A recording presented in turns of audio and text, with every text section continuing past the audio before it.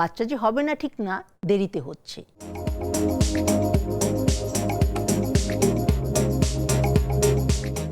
মোটা হয়ে যাওয়া, চিকন হয়ে যাওয়া, অথবা অনেক মেয়ের আমরা ঠোঁটের উপরে দেখি, উপরের ঠোঁটের উপরে বেশ কিছু ঘন লোম, বা এই অংশেও দেখি মুখের নিচে, এরকম কিছু হতে পারে কি? হ্যাঁ, এরকম হতে পারে, এবং সেটাকে আমরা কিন্তু একটা মানে আমরা একটা নামে বলি।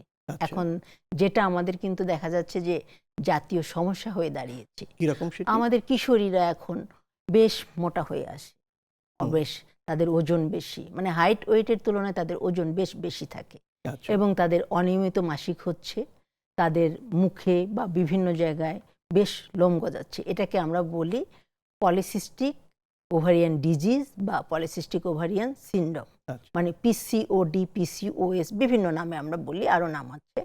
তো এই যে যেটা হয়, এটা কিন্তু তার একটা প্রভাব হচ্ছে যে শরীরে পুরুষ হরমোনটা বেড়ে যাওয়া মূলত, এবং আরও কিছু যে তার ওজন বেড়ে যাওয়া, এবং তার পুরুষ হরমোনের পাশাপাশি যেটা হচ্ছে যে তার ডিম্বটা ঠিকমতো সময়ে ফুটছে না, তার মানে ওভুলেশনটা হচ্ছে না, ডিম্বায়নটা হচ্ছে না।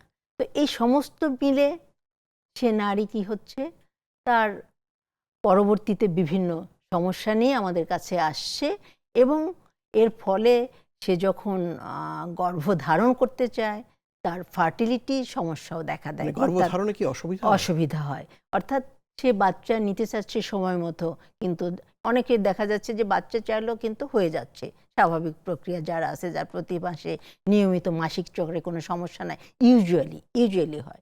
কিন্তু এদের ক্ষেত্রে ইউজুয়ালি হচ্ছে যে দেখা যায় যে দেরিতে বাচ্চা যে হবে না ঠিক না, দেরিতে হচ্ছে, বেশ অনেক কিছু সমস্যা নিয়ে সে তখন আমাদের কাছে মোটা হয়ে যাচ্ছে, বাল্কি হয়ে যাচ্ছে, অনিয়মিত মাসিক, এ সমস্ত কিছু নিয়ে সে আমাদের কাছে চলে আসে।